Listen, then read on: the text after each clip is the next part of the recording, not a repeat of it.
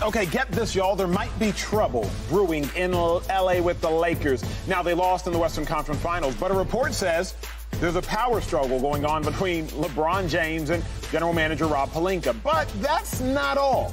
It went on to say LeBron might be getting frustrated with Anthony Davis and is over their relationship. That is a report, not LeBron's words, but word on the street. Joy, do you think LeBron James should be frustrated with AD? It's a tough time for him to be frustrated with AD, right? Like, this is the best that AD has played since the bubble. He was available, came up really big in the playoffs. I mean, when LeBron was out, we were like, is AD going to step up? Is he finally going to be the guy? And he did. I mean, these pairings don't last forever. And, of course, if you get swept in the Western Conference Finals, there might be a little bit of animosity going into the postseason, even though I think it was a success overall, considering where they were before or after the All-Star break. But, I mean, there can't be a power struggle between anyone and LeBron James at the end of the day. If that's what's going on, there's only one guy that's going to win that, right? It's the king. Well, this was the GM. Depends on who you have on your side. It's not AD, it's the GM, I think. Yeah. Power struggle. Well, the GM would be on Anthony Davis's side, on the side of keeping Anthony Davis, if that's the issue here.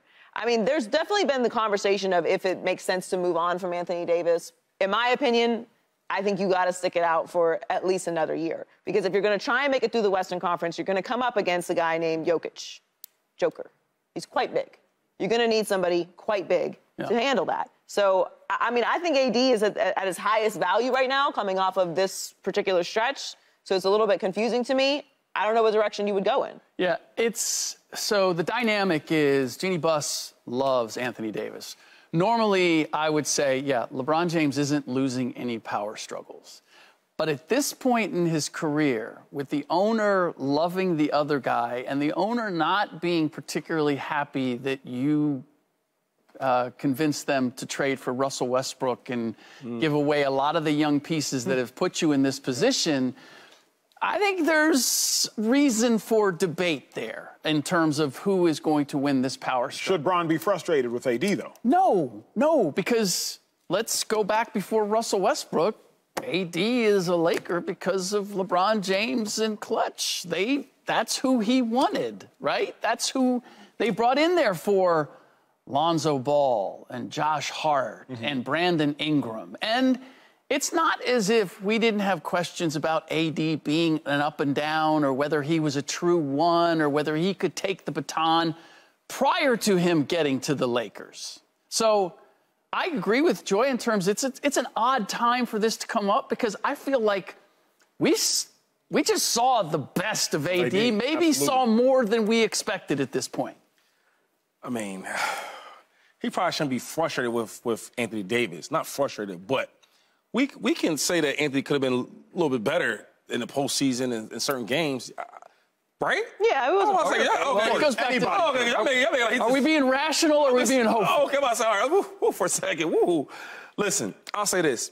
It's hard for him to be too frustrated with AD because you know who he is. You know your teammates. After the first year, it's like, I know who you are. I know what type of guy you are, right? And I think that for the Lakers to be successful, you should keep Anthony Davis, right? You build with him. I think the more important issue they truly have is signing some of these young guys, like Austin Reeves. You see how much he's emerged to being a kind of like a star. Now you go to being, like, how can I say this? LeBron's playing off the ball. I've never seen that. Here and there with Kyrie Irving, but seeing another guy kind of dominating the ball through pick and rolls and LeBron on the wing, you can add on to that. I can see a big role for Austin Reeves. I can see that. Hakamura is another one. He showed some type of talent. That's why they traded for him. And then when he got to L.A., he showed up and showed out.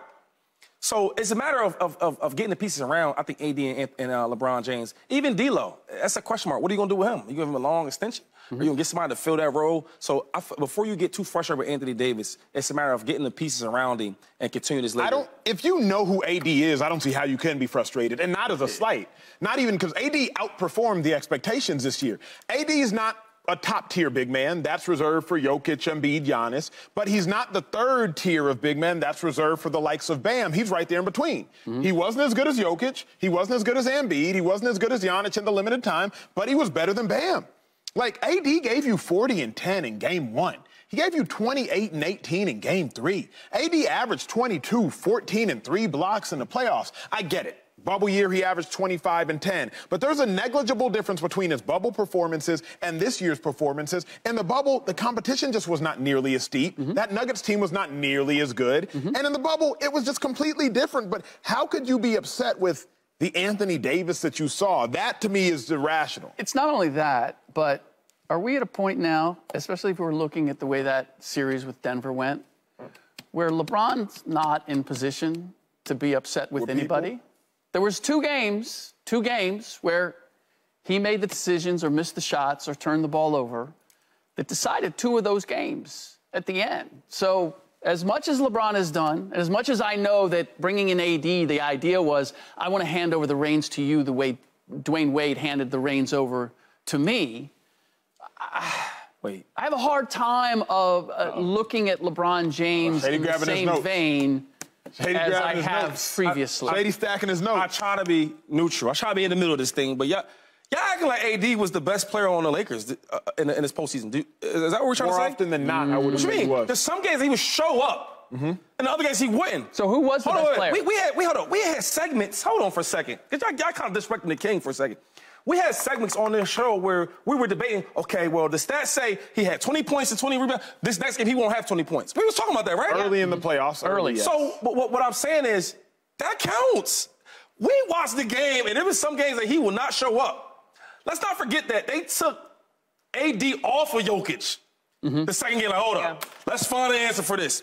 A defensive specimen like Anthony Davis that we all talk about, he's a top 5 talent. Yeah. Right? We were saying there's a top 5 talent.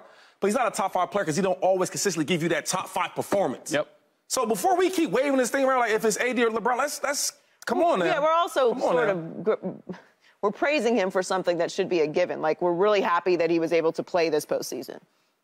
Like, kind of play. You should be available. Like, we graded on a curve for him because he's usually not available. Right. So him being available is like a plus when that should be something that just, like, you come to work today. Like, you don't get credit for being in the seat. That's what you're supposed to do. So I do understand some frustrations. It just feels like this particular moment would be an odd time to be frustrated with him, because while I agree with what Shady's saying, and like it's not like he was completely consistent throughout the postseason, this is the best that we've seen from AD in a while, plus what he did during the stretch when LeBron was injured. I think there's a microscope under AD, because for all we say about players being available, think of how many star players missed time or dealt with injuries over the course of this playoffs. I don't have to name them all because y'all know enough of the sports to know those that did.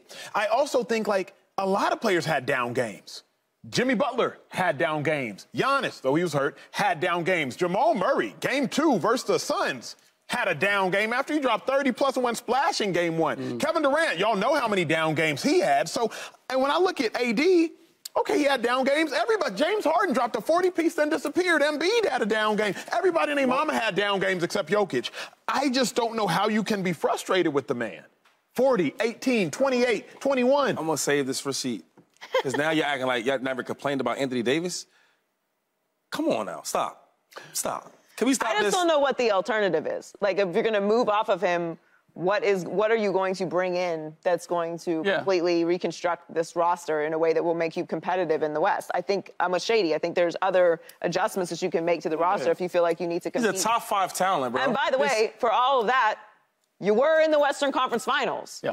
You were one of the 2 best teams in the Western Conference. He made a statement, Slick. I need you to answer it before we have to go, because I think this is, to me, part of the disconnect. Shady said he's a top 5 talent. People think so? I no longer agree with that. And I think as long as we view AD as a top 5 talent, we'll be disappointed when he gives us 40, 18, 28, and 21. He's a top 75 player. Yeah. What do you mean? To say he's like, hold up. I need clarity. I need clarity. There's a lot of top 75 talents that aren't top 75 players. Anymore. Do they think that Anthony Davis is a top 5 type of talent? They're gonna say yes. No. Yes, they will. I think there's reason to say that he's not top 5 talent. I'm saying he's a top 5 talent. Yes, top 5 talent. But because he don't play like top 5, he goes missing a lot. Okay, but at some point, when you don't get consistently a guy playing to his level, his capability, then you accept him for what he is. You factor in that you're not going to get 30 and 15 every night, that you're going to have nights where you're going to get 15 and 7, And that, to me, that consistency is part of what's being a top 5 talent. I agree. Right? I think top 5 player. Top 5 player. Top 5 player. Okay. I think with the frustration, if we really want to get to the heart of it, the frustration LeBron has right now is he looks at Denver, he looks at the West, he looks at the league, and he's like, I'd like to get another ring or play for another ring, and I don't see a way there. So AD becomes the target for what is actually a bigger problem. I don't know, that's strange to me. You're in the Western Conference Finals. Yeah, but he wasn't. I think LeBron realizes he wasn't close. You could say they overachieved in getting to the Western Conference Finals, and you have no realistic confidence that you're going to be able to do that again next year. But is moving off of Anthony Davis the thing that's going to get No. Not. I'm just saying AD ends up being the target for something Can that you answer don't have an questions? answer Could to. you ask all the questions? If you watch the Lakers, which you watch them all the time, Yes, sir. Was it more of an issue with Anthony Davis, his play, or LeBron James and his play? Say it with me. Say it with me. Say it with me. Who was it? Leave me alone. Okay, yeah, right, exactly. Subscribe here to get the latest from Speak, and go watch a few segments from our other shows on FS1.